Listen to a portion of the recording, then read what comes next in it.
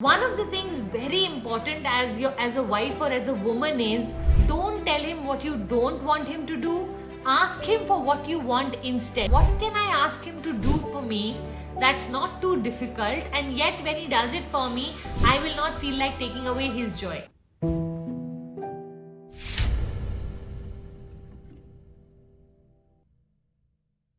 Should I be happy or sad for my husband's outing with friends while I sit alone at home with my baby during pregnancy and postpartum and till now when he is 2 years old?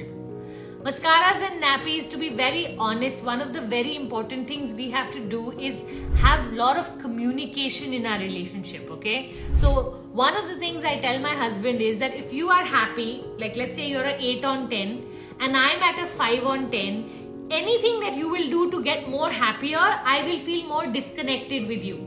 Okay? So please know, in relationships, one person is high, one person is low, or higher, lower in comparison. Sometimes one person can be higher, sometimes the other person can be higher.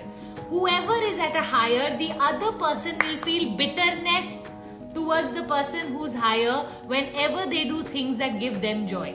Okay, so what happens, that's why do we say, oh, I have to go back to that nagging wife? Nagging wife, why do we become nagging? Because he's not matching our energy. So I always tell my husband, do something to make me happy so that I feel happy about you going with your friends.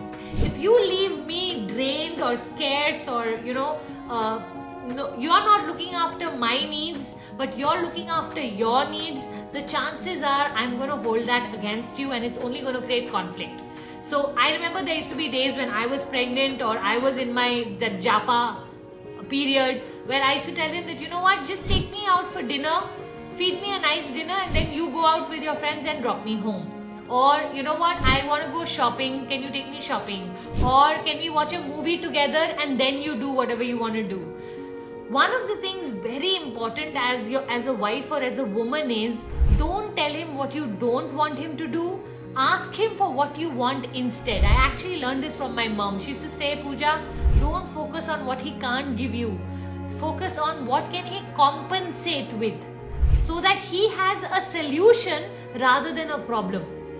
So I'd love for you to start to focus on what can I ask him to do for me that's not too difficult, and yet when he does it for me, I will not feel like taking away his joy. For example, my husband loves playing golf.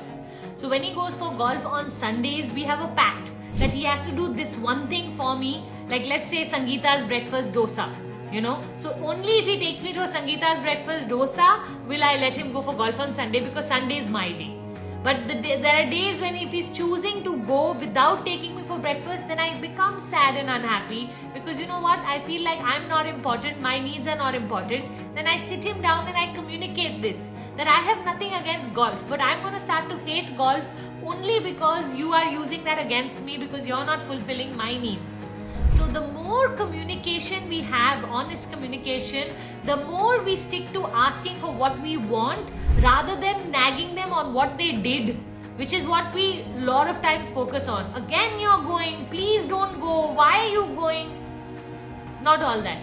You want to go? This is what I need instead. Can you make sure that I don't become bitter against you? It spoils the whole environment. So see if you can work with this for now.